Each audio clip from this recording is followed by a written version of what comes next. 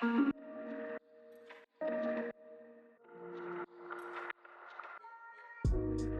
right, today we're going to talk about a few things and why you are probably not getting better at golf, at least the way that you want it to, or how you can actually get better at golf. We're mainly going to talk about some of the psychological aspects of actually getting better at golf and why most people don't get better. And I guess really just like a bunch of things in life why you don't get better at it.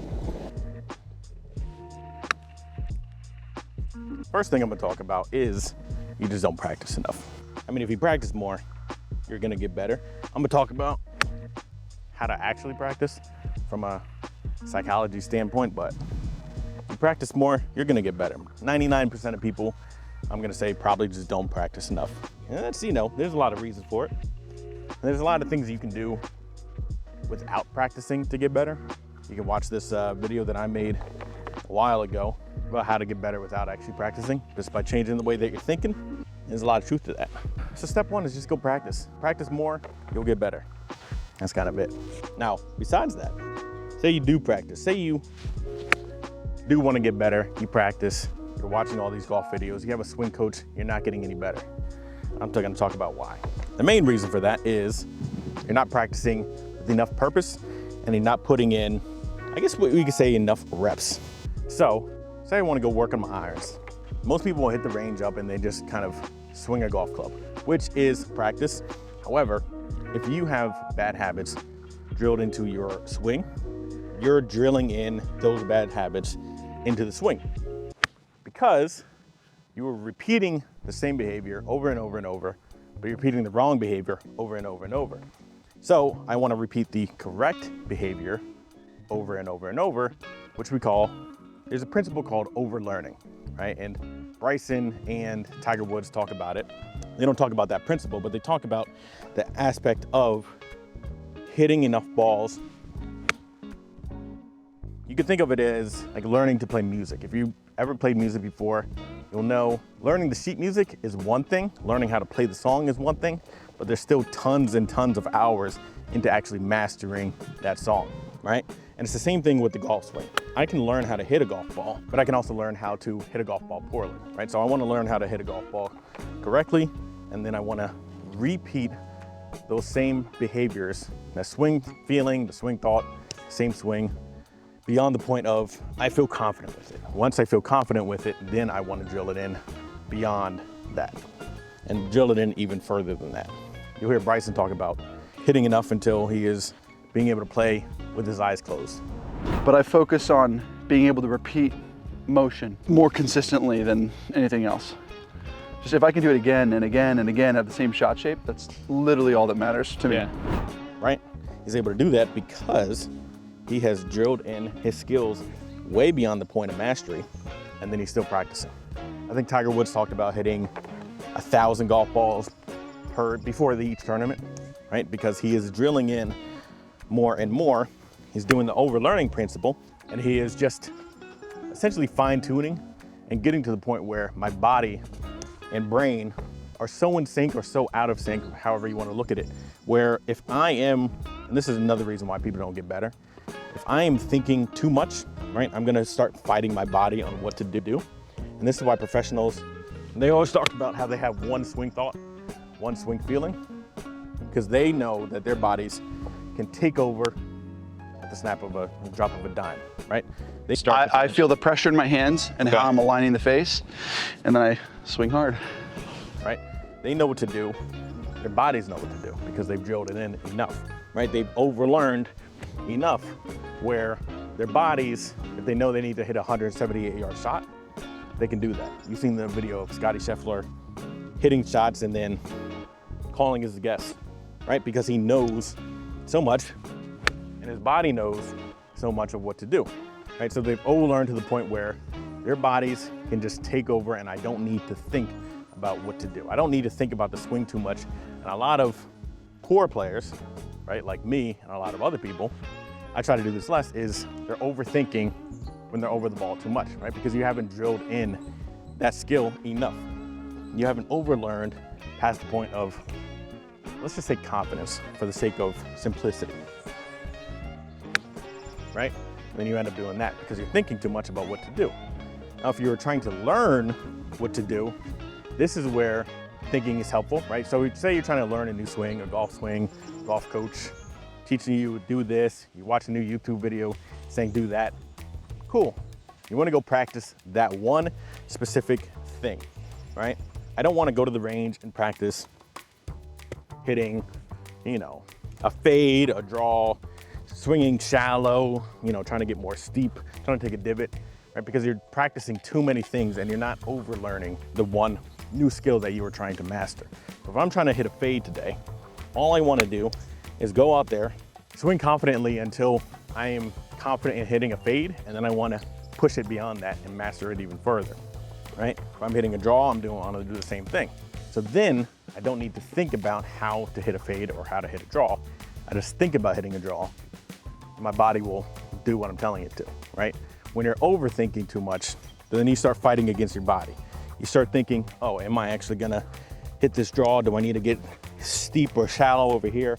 How do I shallow the club, right? How do I do a million different things? And you're not letting your body and all the skills that you've learned just take over. Let's get another club.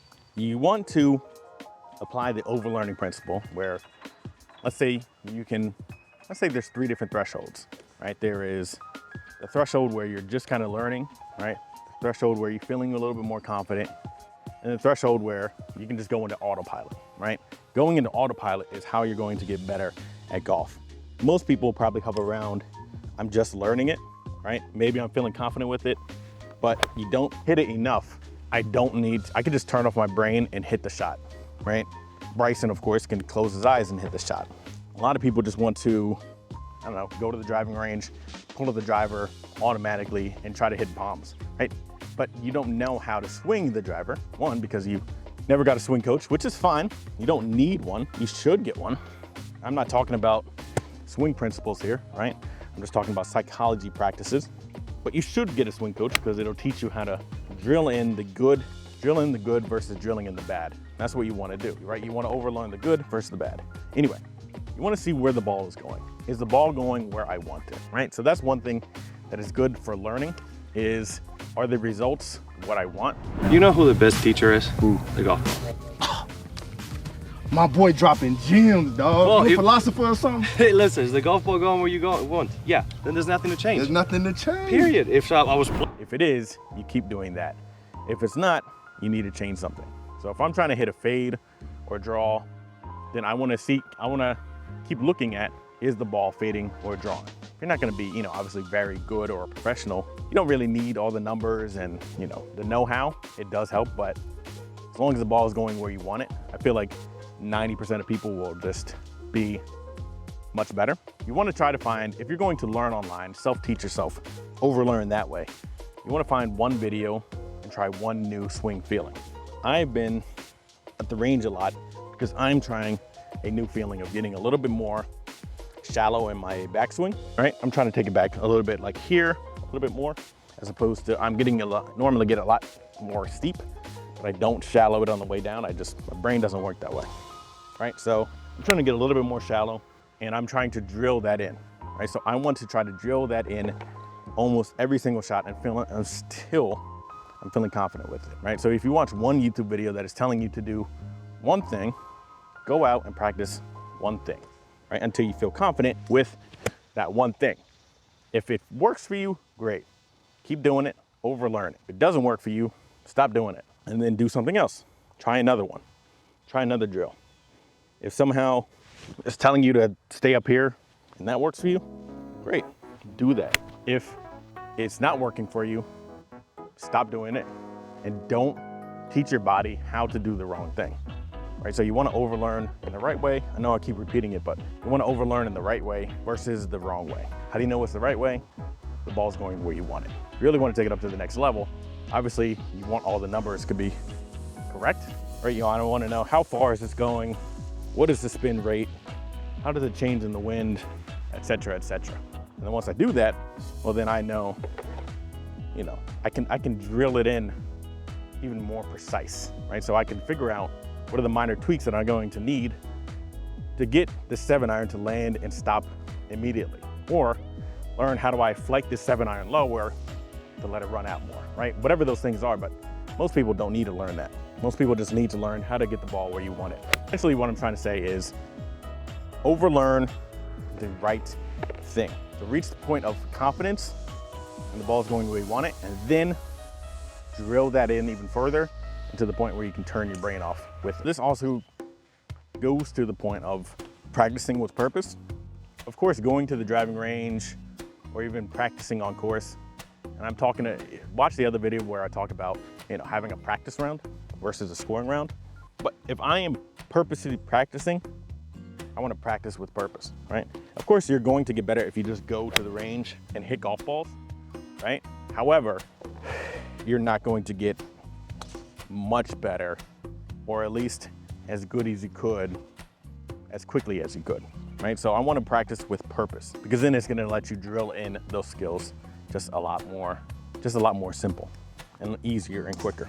That's why a lot of my videos recently have been on the range, because I have not been on the course, because it's harder for me to practice just repeating the same process over and over and over, because, well, I'm only hitting, 90 shots, 80 shots, maybe 100, but I'm hitting it with all different clubs, as opposed to I'm trying to get my long irons better.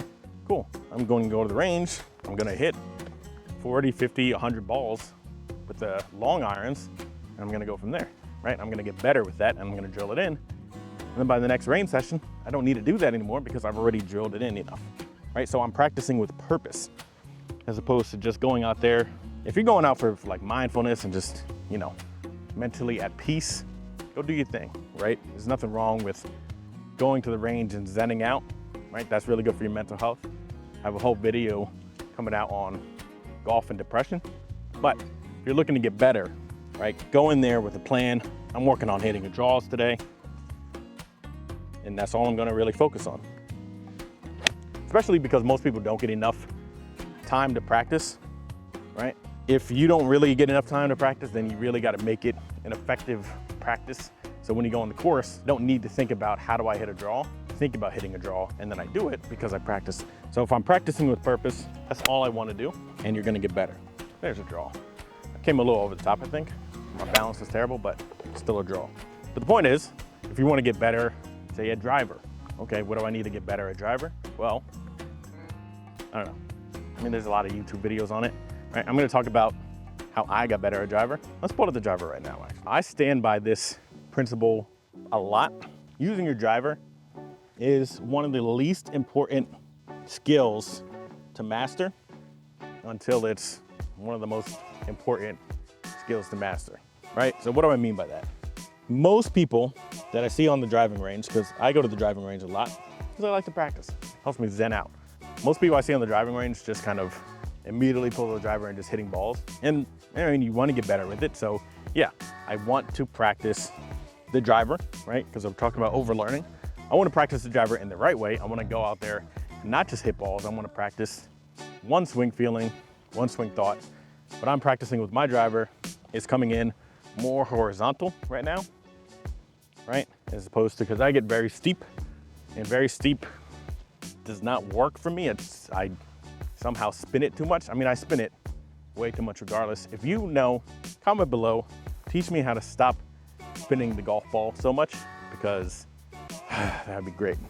But what I've learned for me is coming in more horizontal, more around my body is helpful for getting less spin on the ball. It also helps me draw the ball, right? So I didn't pick up on the radar, but I think I came a little over the top with it. Doesn't really matter. Anyway, I'm getting off track. ADHD. If you want to get better with the driver, you want to practice with purpose, of course, but I still think if your irons and your wedges and your putter is not in a good place, driver is going to not do you much good, right? Because at most, you probably need to hit a driver 13 times around maybe, right? If that.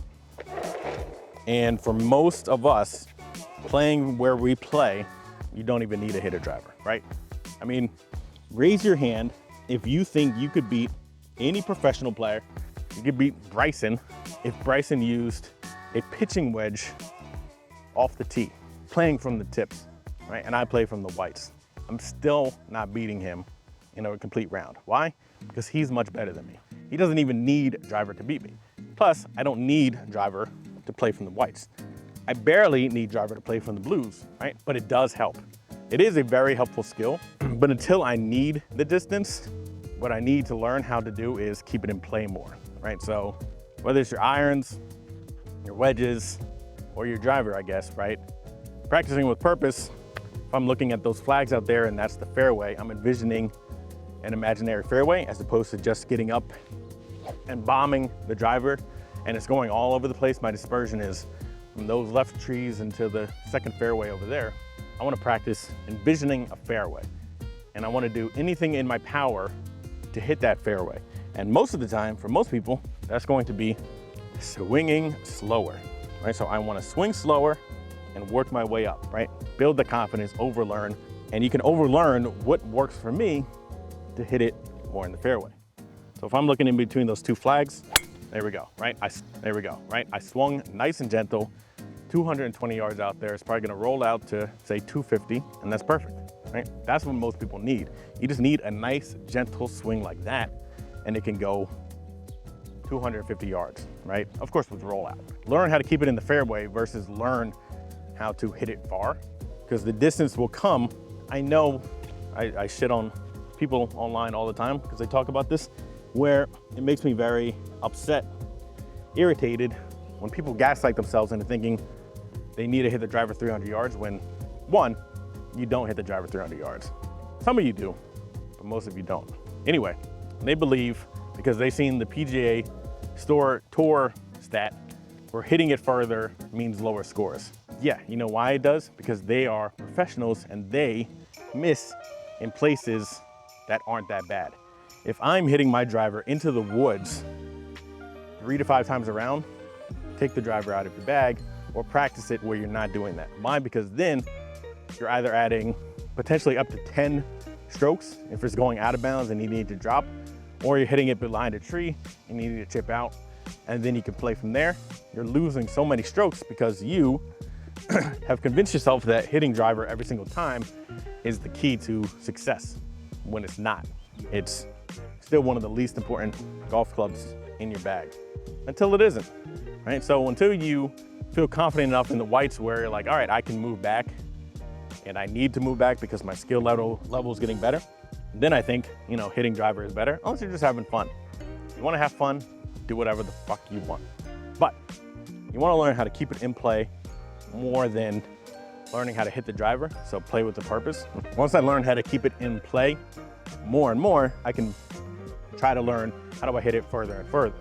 But if I'm swinging, full swinging from the start, I'm learning the wrong things.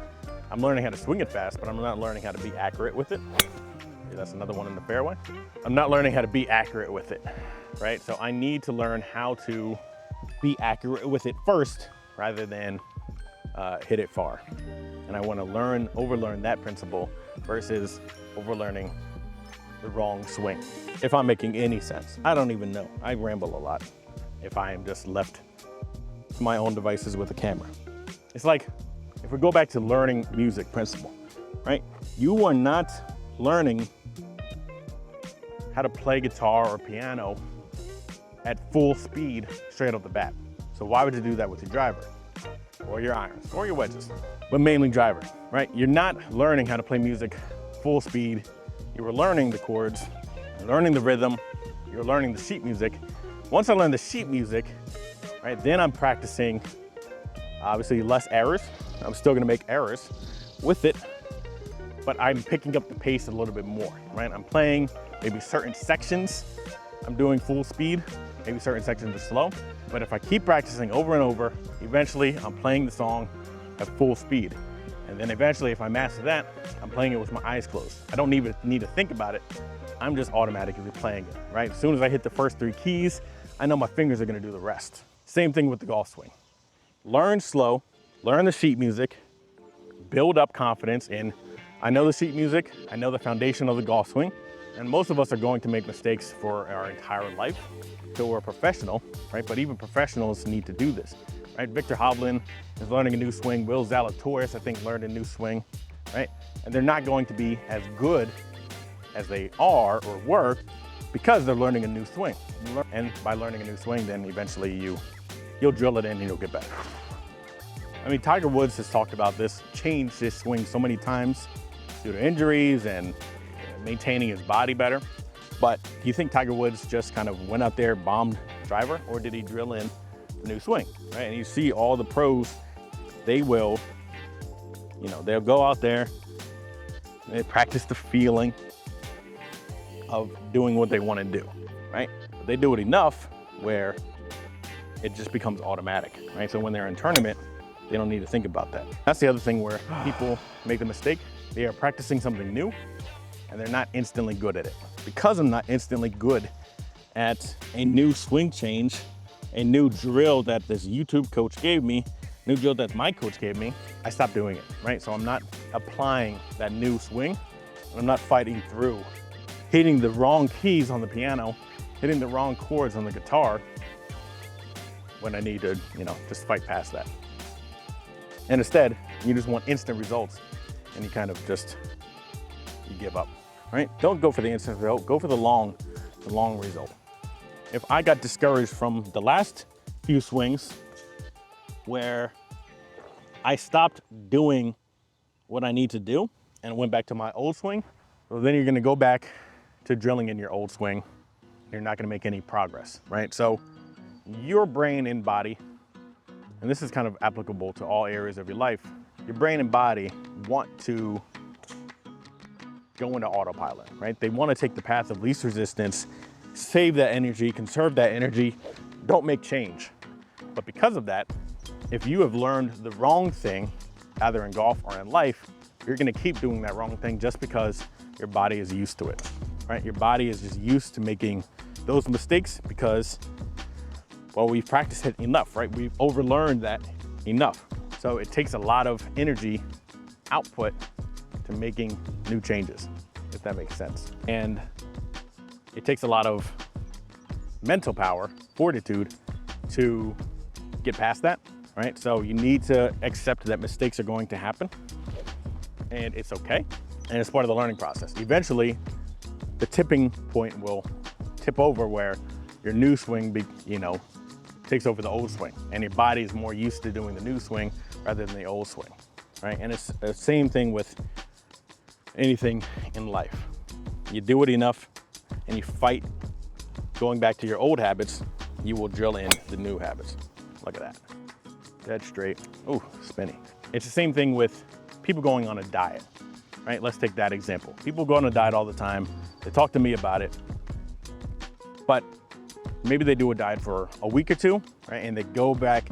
It's so easy to go back to your old behaviors of your old diet because you're so used to eating like shit, right? So you're not used to making the changes necessary of forming. That's why they say it's forming a new lifestyle rather than going on a diet, but you're not used to eating healthy, right? You're not used to eating chicken breast and salads, right? You're used to eating fried chicken breast and a salad with too much dressing on it, right? So you are looking to make a change in your diet, but it's hard to do that because you've been doing it for years. Now, all of a sudden you want instant results. And sometimes when you don't see the results on the scale, well, then you give up. Oh, that's to the left. Come over the top. Ooh, 280 though. But it's gone. So it doesn't really matter if I hit a 280 because it's gone out of play. Where's my tee? So what I talk to a lot of people about in regards to, say, going on a diet, it's really in how do you make the transition into forming a new lifestyle of eating as easy as possible, right? And as fun as possible. If something is more fun, you're gonna wanna do it more often. If it's painfully boring, you're not going to wanna do it. So try to make it fun.